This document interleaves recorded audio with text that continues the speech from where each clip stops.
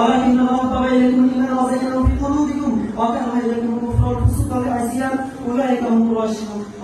আর জেনে রেখো তোমাদের মধ্যে রয়েছে আল্লাহর রাসূল যদি তিনি আমাকে এবং তোমাদের পথে চলতেন তাহলে তোমরা কষ্ট করতে কিন্তু তিনি তোমাদের মধ্যে ইমানকে কিরকম করেছেন তা তোমাদের অন্তরে শোভিত করেছেন এবং গোপন বাবাচার মদতকে তোমাদের অন্তরে বিনীত করেছেন আর তারাই সুপ্রাপ্ত এই আয়াত থেকে স্পষ্ট বোঝা যাচ্ছে আল্লাহ রব্বুল আলামিন নিজেই সাহাবীদের অন্তরে ইমানকে সজ্জিত করেছেন এবং আয়াতের শেষে কি বলা হয়েছে উলাইকা হুমুর রাশিদুন অর্থাৎ সাহাবায়ে সুপ্রাপ্ত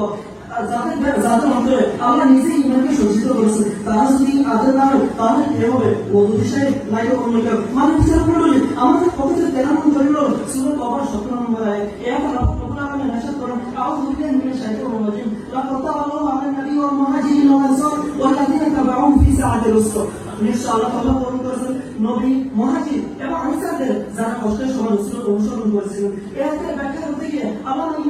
ইমাম ইবনে কাসির রাহিমাহুল্লাহ বলেন قال ابن عباس رضي الله تعالى عنه هذه التوبة عامة